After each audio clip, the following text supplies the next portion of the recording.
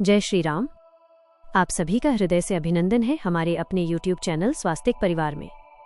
आज के इस विशेष अंक में हम आपके समक्ष प्रस्तुत कर रहे हैं मंगलवार की पावन व्रत कथा, जो संकट मोचन प्रभु श्री हनुमान जी की महिमा को समर्पित है।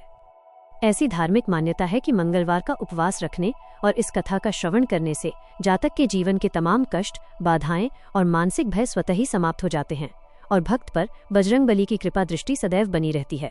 यदि आप पूर्ण निष्ठा और अंतर्मन से इस कथा को सुनते हैं तो आपके जीवन में सुख, शांति और अभूतपूर्व सफलता का वास होता है। तो चलिए पूरी श्रद्धा और विश्वास के साथ श्रवण करते हैं मंगलवार की यह संपूर्ण व्रत कथा। यह वृत्तांत प्राचीन काल का है, जब एक नगर में एक ब्राह्मण दंपत्ति निवास करते थे।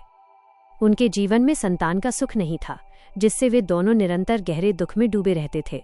सदैव की भांति इस बार भी ब्राह्मण देव वन में तपस्या और पूजन हेतु प्रस्थान कर गए। वहां उन्होंने शास्त्रोक्त विधि से अर्चना की और अंत में हनुमान जी से एक सुयोग्य पुत्र की प्राप्ति हेतु प्रार्थना की। दूसरी ओर उनके घर पर ब्राह्मणी भी पुत्र की अभिलाषा में प्रत्येक मंगलवार को नियम पूर्वक व्रत रखती थी। वह हर मंगलवार के समापन पर पवन पुत्र को नैवेद्य अर्पित करने के पश्चात ही स्वयं आहार ग्रहण करती थी। एक समय ऐसा आया जब किसी अनिवार्य कारण से ब्राह्मणी न तो भोजन तैयार कर सकी और न ही महावीर हनुमान जी को भोग लगा पाई। तब उसने यह कठोर संकल्प लिया कि वह अब आगामी मंगलवार को प्रभु को भोग लगाकर ही अन्न का दाना ग्रहण करेगी। 6 दिनों तक बिना अन्न जल के रहने के कारण जब अगला मंगलवार आया तो शारीरिक शक्ति क्षीण होने की वजह से वो ब्राह्मणी बेहोश होकर भूमि पर गिर पड़ी। उसकी इस अटूट निष्ठा, त्याग और निस्वार्थ भक्ति को देखकर हनुमान जी का हृदय द्रवित हो उठा और वे प्रसन्न हो गए। प्रभु ने साक्षात प्रकट होकर ब्राह्मणी को दर्शन दिए और कहा कि वे उसकी तपस्या से बहुत संतुष्ट हैं और उसे पुत्र प्राप्ति का शुभ वरदान देते हैं। आशीर्वाद देकर हनुमान जी वहीं विलीन हो गए। कुछ समय पश्चात ब्राह्मणी को एक दिव्य और ओजस्वी पुत्र प्राप्त हुआ। अपार हर्ष के साथ उसने उस बालक का नाम मंगल रखा। कुछ दिनों बाद जब ब्राह्मण तपस्या से घर लौटे और उन्होंने उस बालक को देखा तो विस्मित होकर पूछा कि ये बालक किसका है। जब ब्राह्मणी ने पूरी दैवीय घटना सुनाई तो ब्राह्मण को उसकी बातों पर विश्वास नहीं हुआ और वे इसे अपनी पत्नी का कोई कपटपूर्ण आचरण मानने लगे। एक दिन मौका पाकर ब्राह्मण ने उस बालक को एक गहरे कुएं में धकेल दिया। घर वापस आने पर जब व्याकुल ब्राह्मणी ने पूछा कि हमारा बेटा मंगल कहाँ है, तभी पीछे से बालक मंगल मुस्कुराता हुआ वहां आ गया। उसे सकुशल देखकर ब्राह्मण के आश्चर्य का ठिकाना न रहा। उसी रात हनुमान जी ने स्वप्न में ब्राह्मण देव को दर्शन दिए और स्पष्ट किया कि वह बालक स्वयं उन्होंने ही वरदान स्वरूप ब्राह्मणी को दिया है। इस सत्य का ज्ञान होते ही ब्राह्मण का मन आनंद से भर गया। इसके बाद वो ब्राह्मण दंपत्ति हर मंगलवार को पूरी श्रद्धा से व्रत रखने लगे। जो भी मनुष्य मंगलवार व्रत की इस पावन कथा को पढ़ता या सुनता है और विधि पूर्वक नियमों का पालन करता है, उसे हनुमान जी की दया से समस्त व्याधियों से मुक्ति मिलती है। जीवन के सभी सुख सुलभ होते हैं और वह प्रभु की विशेष अनुकंपा का अधिकारी बन जाता है। एक बार की बात है, व्यास जी ने उल्लेख किया कि नैमिषारण्य तीर्थ में 88,000 ऋषि मुनि एकत्रित होकर पुराणों के ज्ञाता श्री सूत जी महाराज से जिज्ञासा करने लगे। हे महामुनि, आपने हमें अनेक पौराणिक कथाएं सुनाई हैं। अब कृपा कर हमें कोई ऐसा व्रत और कथा बताएं जिससे संतान की प्राप्ति हो और मनुष्यों का रोग, शोक, अग्नि और समस्त दुखों का भय दूर हो सके। चूंकि कलयुग में जीवों की आयु बहुत सीमित है और वे निरंतर चिंताओं और कष्टों से घिरे रहते हैं, ऐसे में वे अपना ध्यान भगवान श्री हरि के चरणों में कैसे केंद्रित कर पाएंगे। तब श्री सूत जी बोले कि हे ऋषियों, आपने जन कल्याण के लिए बहुत ही श्रेष्ठ प्रश्न किया है। एक समय धर्मराज युधिष्ठिर ने भी भगवान श्री कृष्ण से लोकहित के लिए यही प्रश्न पूछा था। श्री कृष्ण और युधिष्ठिर के मध्य जो संवाद हुआ था वही मैं तुम्हें सुनाता हूँ, इसे एकाग्र होकर सुनो। एक समय पांडवों की सभा में जब श्री कृष्ण विराजमान थे, तब महाराज युधिष्ठिर ने उनसे प्रश्न किया कि हे गोविंद, हे माधव, आपने हमें कई कथाएं सुनाई हैं। आज कृपा कर कोई ऐसा व्रत बताएं जिससे मनुष्य का रोग और चिंता का भय मिटे और उसे पुत्र रत्न की प्राप्ति हो। प्रभु, पुत्र के बिना यह जीवन अर्थहीन है और मनुष्य पितृ ऋण से भी मुक्त नहीं हो पाता और न ही पुन्नाम नामक नरक से उसका उद्धार संभव है। इसलिए कोई पुत्रदायक व्रत बतलाइए। तब भगवान श्री कृष्ण बोले कि हे राजन, मैं तुम्हें एक प्राचीन इतिहास सुनाता हूँ, उसे ध्यान से सुनो। कुंडलपुर नामक नगर में नंदा नाम का एक ब्राह्मण रहता था। ईश्वर की कृपा से उसके पास सब कुछ था, किंतु संतान न होने के कारण वो बहुत दुखी था। उसकी पत्नी सुनंदा परम पतिव्रता थी और हनुमान जी की अनन्य भक्त थी। वह हर मंगलवार को व्रत कर प्रभु को भोग लगाने के बाद ही स्वयं भोजन करती थी। एक बार कार्य की व्यस्तता के कारण वह प्रभु को भोग न लगा सकी, जिससे उसे बहुत ग्लानि हुई। उसने कुछ भी नहीं खाया और प्रतिज्ञा की कि अब अगले मंगलवार को ही भोग लगाकर वो अन्न जल ग्रहण करेगी। सुनंदा प्रतिदिन भोजन बनाती और श्रद्धा से पति को खिलाती, किंतु स्वयं निराहार रहकर हनुमान जी की आराधना करती रही।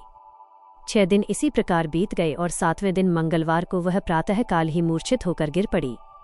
उसकी इस असीम भक्ति से बजरंगबली अत्यंत प्रसन्न हुए और प्रकट होकर बोले कि हे सुनंदा, मैं तुम्हारी भक्ति से बहुत संतुष्ट हूँ, उठो और कोई वर मांगो। अपने आराध्य को देख सुनंदा विवल हो गई और उनके चरणों में गिरकर प्रार्थना की कि प्रभु, मेरी कोई संतान नहीं है, कृपा कर मुझे संतान का आशीष दे। तब बजरंगबली बोले कि तुम्हारी इच्छा पूर्ण होगी, तुम्हें एक कन्या प्राप्त होगी जिसके अष्टांग से प्रतिदिन स्वर्ण प्राप्त होगा। ऐसा कहकर प्रभु अंतर्ध्यान हो गए। सुनंदा ने ये शुभ समाचार अपने पति को सुनाया। ब्राह्मण देव कन्या का वरदान सुन पहले तो थोड़े उदास हुए, किंतु स्वर्ण की बात सुन प्रसन्न हो गए और सोचा कि इससे उनकी दरिद्रता दूर हो जाएगी। हनुमान जी की कृपा से सुनंदा गर्भवती हुई और 10वें महीने में उसने एक अत्यंत सुंदर पुत्री को जन्म दिया। वो कन्या शुक्ल पक्ष के चंद्रमा की भांति बढ़ने लगी। 10वें दिन उसका नामकरण हुआ और कुल पुरोहित ने उसका नाम रत्नावली रखा, क्योंकि वह स्वर्ण प्रदान करती थी। रत्नावली ने पूर्व जन्म में मंगल देव का विधिपूर्वक व्रत किया था, इसलिए उसके शरीर से स्वर्ण प्राप्त होता था। इससे नंदा ब्राह्मण बहुत शीघ्र धनवान हो गया और उसकी पत्नी में थोड़ा अहंकार आ गया। समय बीतता गया और रत्नावली 10 वर्ष की हो गई। तब सुनंदा ने पति से उसके विवाह हेतु सुयोग्य वर तलाशने को कहा। ब्राह्मण ने कहा कि अभी वो बहुत छोटी है, किंतु सुनंदा ने शास्त्रों का हवाला देते हुए बताया कि कन्या का समय पर दान करना कितना पुण्यदायी है और विलंब करना कितना दोषपूर्ण। तब ब्राह्मण ने अपने दूत को योग्य वर की खोज में भेजा। दूत ने पंपई नगर में सोमेश्वर नामक एक गुणवान और सुंदर ब्राह्मण पुत्र को देखा। नंदा को सोमेश्वर पसंद आया और शुभ मुहूर्त में रत्नावली का विवाह संपन्न हुआ, किंतु नंदा के मन में लोभ समा गया था। उसने सोचा कि रत्नावली के जाने के बाद स्वर्ण मिलना बंद हो जाएगा। इसी लोभ के वशीभूत होकर उसने मार्ग में अपने जमाई सोमेश्वर की हत्या करने के लिए दूत भेज दिया। दूत ने सोमेश्वर का वध कर दिया। जब नंदा मार्ग में पहुंचा और रत्नावली से कहा कि लुटेरों ने उसके पति को मार दिया है, तब रत्नावली अत्यंत दुखी हुई। उसने निर्णय लिया कि वो अपने पति के साथ सती हो जाएगी। रत्नावली अपने पति का शीश गोद में रखकर जैसे ही चिता पर बैठी, मंगलदेव स्वयं वहां प्रकट हो गए। वे उसकी पति भक्ति से बहुत प्रसन्न हुए। रत्नावली ने अपने पति का जीवन दान मांगा, जिसे मंगलदेव ने सहर्ष स्वीकार किया और सोमेश्वर को जीवित कर दिया। तब रत्नावली ने प्रार्थना की कि जो भी मनुष्य मंगलवार को लाल पुष्पों से आपकी पूजा करे, उसे कभी रोग, व्याधि, शत्रु या वियोग का भय न रहे, और जो स्त्री यह व्रत करे वह सदा सुहागिन रहे। मंगलदेव तथास्तु कहकर अंतर्ध्यान हो गए। रत्नावली और सोमेश्वर मंगलदेव की कृपा से सुख भोगते हुए अंत में स्वर्ग लोक को गए। इस प्रकार मंगलवार व्रत की यह पावन कथा पूर्ण होती है। जो भक्त इसे सुनते हैं उन पर श्री राम और हनुमान जी की विशेष दया होती है। इसके पश्चात ऋणमोचक मंगल स्तोत्र का पाठ करना अत्यंत फलदायी है, जो व्यक्ति को कर्ज और आर्थिक संकटों से मुक्ति दिलाता है। इसमें मंगलदेव के 21 विशिष्ट नामों का वर्णन है। जो मनुष्य इन नामों मंगल, भूमिपुत्र, ऋणहर्ता, धनप्रद, स्थिरासन, महाकाय, सर्वकर्मावरोधक, लोहित, लोहितांग, सामगान, कृपाकर, धरात्मज, कुज, भौम, भूतद, भूमिनंदन, अंगारक, यम, सर्वरोगहारक, वृष्टिकर्ता, वृष्टिहर्ता और सर्वकाम फलप्रदा का पाठ करता है, वह कुबेर के समान वैभव पाता है। मंगल देव की आराधना से अकाल मृत्यु का भय टल जाता है और मनुष्य समस्त सुखों का स्वामी बनता है। जय बजरंगबली। हम आशा करते हैं कि आपको आज की यह मंगलवार व्रत कथा अवश्य पसंद आई होगी। यदि आपको ये कथा अच्छी लगी तो वीडियो को लाइक करें, शेयर करें और चैनल को सब्सक्राइब करना न भूलें। इसी प्रकार की धार्मिक और आध्यात्मिक कथाओं के लिए जुड़े रहें स्वास्तिक परिवार के साथ। हनुमान जी का आशीर्वाद आप सभी पर सदैव बना रहे। जय श्री राम, जय हनुमान।